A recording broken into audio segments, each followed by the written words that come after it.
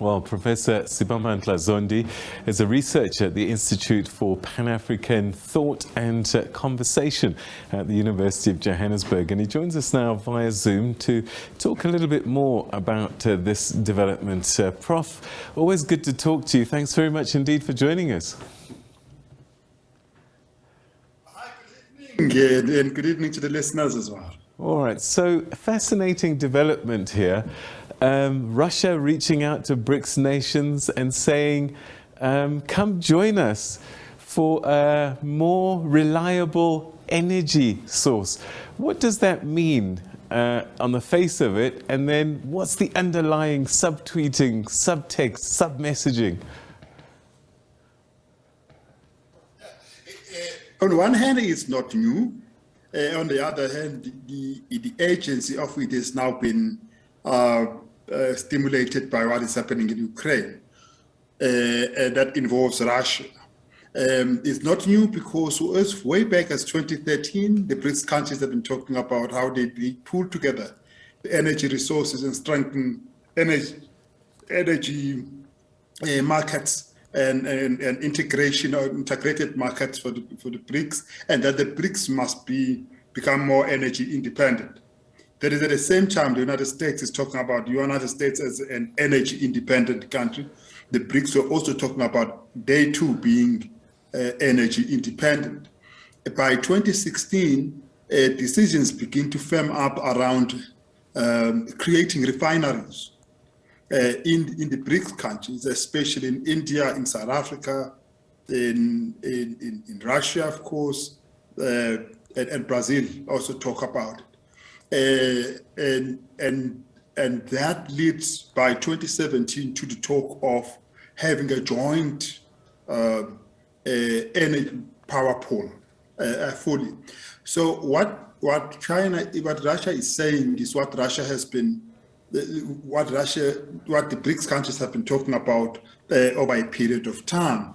Of course, Russia had strong interest in that because Russia also wanted to position itself as an energy superpower in the world and use a BRICS cooperation to enhance that. But what has happened now with countries with big buyers from Russia deciding to sanction Russia and not taking oil, Russia needs to find the alternative markets, and it seems to me it's natural that you will see the BRICS as its first alternative market. It's already seen China individually as its alternative market, and India, that have been buying quite a bit from it in the past 2 months, and they see the entire BRICS as an alternative energy market. So where does that put BRICS countries? Are we caught in between a conflict and we're choosing, and we are being asked to choose a side?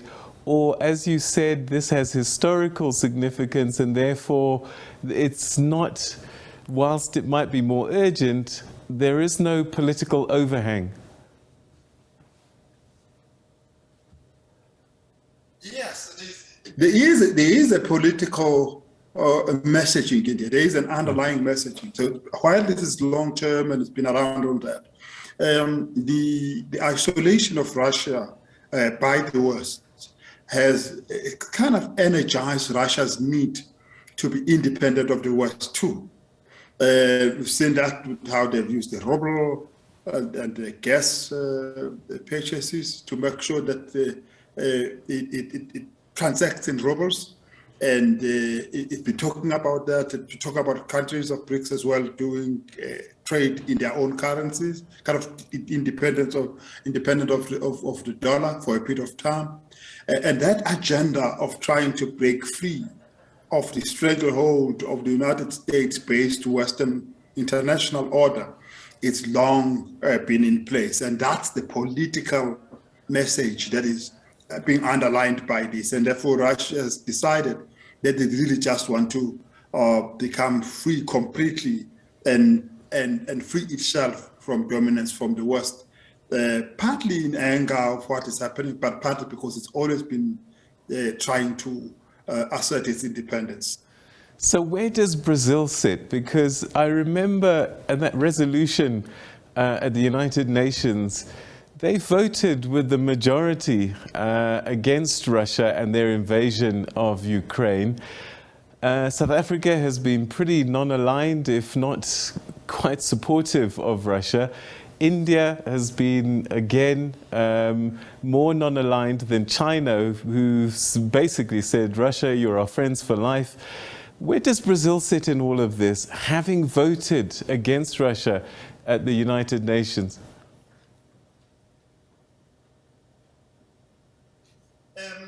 Brazil, there are two Brazils. The president of Brazil has been very firmly on the side of Russia. And the government of Brazil has tended to try and be non-aligned and call for amicable resolution of the conflict and call for negotiations and all that, because that's what non-aligned had meant. It is those countries that have called for negotiated solution. And on the one side are those who are pushing for isolation of Russia and militarization of Ukraine. And on the other hand, it's those who support Russia and its military incursion on that. Both sides are militaristic. And the non-aligned has been trying to find a route that is non-militaristic, which is diplomatic and negotiate solutions. And all the BRICS countries have located themselves pretty much in that terrain, although China has been a little closer to Russia than other BRICS countries. So the BRICS are slightly divided on the Ukraine issue. I mean, this Ukraine-Russia issue has split Africa in quite a bit. Some for, some against. South Africa has to navigate all of this. BRICS, African Union. How do you navigate? How does South Africa navigate? Because at some point, you've got to stand for something. Yes.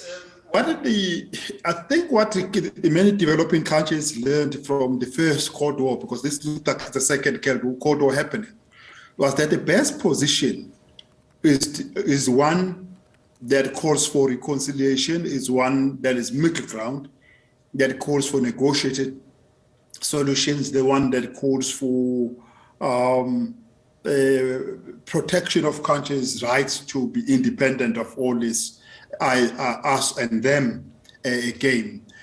So what looks like it's going to be the safest position for many developing countries that don't have the muscles to antagonize Russia or muscles to antagonize the West, it would be to stay in the middle, relate with both sides, get a benefit from this side, get a benefit from that side, and hope to proceed on the basis of saying they oppose the war, all sides of the war, but and they want peace because it's good for prosperity and for development, for fighting poverty, for fighting underdevelopment in the world, and all of that. That is partly because many countries trade, especially African countries, and if you look at the figures right now for wheat import, many countries split their wheat import almost equally between Russia and Ukraine.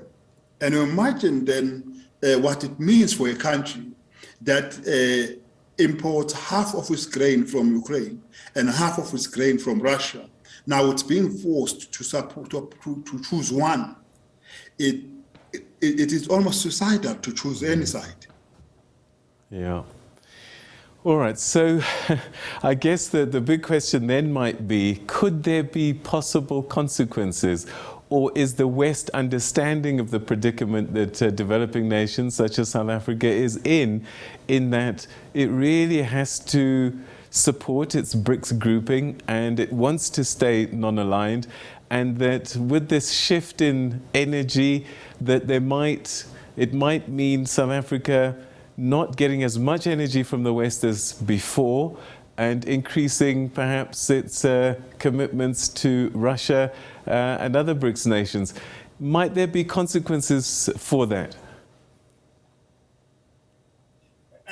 Let's just say first that it's unlikely that South Africa will import its oil from Russia. It's unlikely. It's too far. It's not the most convenient. It's unlikely. It's unlikely. The only country that is likely to import oil from Russia is China, because it makes sense for China. It gets oil very cheaply, very good crude oil. It imports it in order to keep it as an oil reserve, to turn itself into a long-term oil supplier. That is what it is doing. It's getting oil cheaply and very close by and doing that. No other country is wanting to do that. Of course, Russia, through Rosneft, has a very strong relationship with the Indians as well and all that. But that is not about supply of oil, but it is about other components of the oil industry. So India too will not be getting oil from Russia in any significant way, but there will be cooperation in that particular area. South Africa will continue to import oil from the Middle East, which is where mainly our oil comes from, the controversial oil from Iran initially, and nowadays, now we learn the United States is also importing oil from a country that it sanctions and tell others not to import from, which is Iran, because their oil is apparently the easiest one to use. It is the cost-effective one to import, the kind of crude oil that they have. South Africa also imports oil from that part of the world. I don't see South Africa switching to Russia. It's too far. It's just way, way, way too far. There's not even an intention to do that, but there was an intention. Remember, in 2018, South Africa announced that intention to build an oil refinery in South Africa, bring all that oil that gets mainly from the Middle East, and perhaps stretch it to the oil in Nigeria and in Angola, and then newly discovered oil in Ghana and in Mozambique, and bring it in here. It is in South Africa's interest to source its oil from African countries, which is closest than a country as far as Russia. Professor Zondi, we're going to have to leave it there. Thank you very, very much indeed. Your insights greatly appreciated. Thanks for your time.